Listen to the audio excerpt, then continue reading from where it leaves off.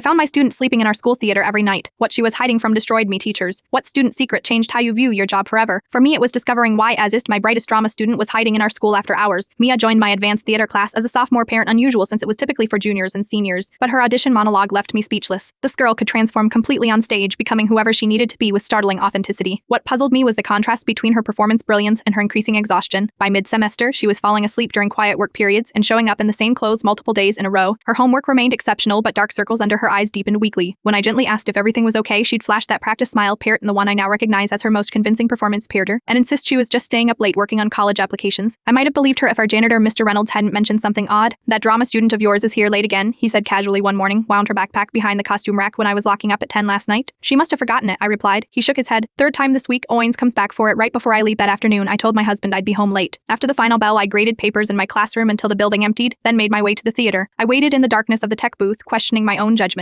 Was I overstepping? Maybe she just liked practicing alone at 9:30 p.m. I heard the stage door open. Dazed slipped in, looking around cautiously before pulling a sleeping bag from behind the prop cabinet. With practiced efficiency, she arranged it in the narrow space between the wall and the piano, then pulled out a toothbrush and water bottle. My heart sank. She wasn't practicing Pern, she was living here. I waited until she'd settled before turning on a single light and walking onto the stage. She froze like a deer in headlights, Miss Harmon. I stayed late to practice, and Maya, I said gently, sitting on the piano bench near her makeshift bed. How long have you been sleeping here? The silence stretched between us until her carefully constructed facade cracked. Tears filled her eyes. 3 weeks, she whispered. Please don't tell anyone. I'll graduate in 5 months, and then what happened at home? I asked. Her story emerged in fragments. Her mother had remarried 6 months earlier. The new stepfather seemed perfect at first, parent charming, successful, attentive, but once the honeymoon phase ended, he began drinking heavily and growing increasingly controlling. He installed cameras in the hallway outside my bedroom, she said, her voice hollow. He checks my phone every night. 2 weeks ago, he came into the bathroom while I was showering to make sure I wasn't wasting water. When she told her mother she was accused of trying to ruin her new marriage, Moan said I was being dramatic. Taz explained with bitter irony. Brie at me, I should be grateful he pays our bills. That night, she packed essentials in her school backpack and hadn't been home since. She'd been showering in the gym locker room before anyone arrived and storing food in her locker. I'm 18 next month, she said. I just need to make it until then. I have a scholarship for college. I'll be okay. But she wasn't okay. She was a child sleeping on a hard floor, brushing her teeth with cold water, all while maintaining a 4.0 NEMPLI and rehearsing for our spring production that night. Tazitz came home with me. My husband and I had a spare bedroom that had been empty since our daughter left for college. While Acid showered parent in a bathroom with a locking door pan, I called our school's social worker. The system moved slowly, but it moved. Her mother, when confronted by professionals rather than her dramatic daughter, finally listened. The stepfather moved out temporarily for family counseling, though Tacich chose to stay with us until graduation. At commencement, when they called her name for the drama department scholarship, I watched her walk across the stage, parent no longer performing, just genuinely herself. In the audience, I spotted her mother, sitting alone. Maya starts college this fall. She still has our house key and uses our address for permanent residence forms. Sometimes education isn't about Shakespeare or stage direction. Sometimes it's about seeing the performance behind the performance and making sure a student knows they're worth more than the role they've been forced to play.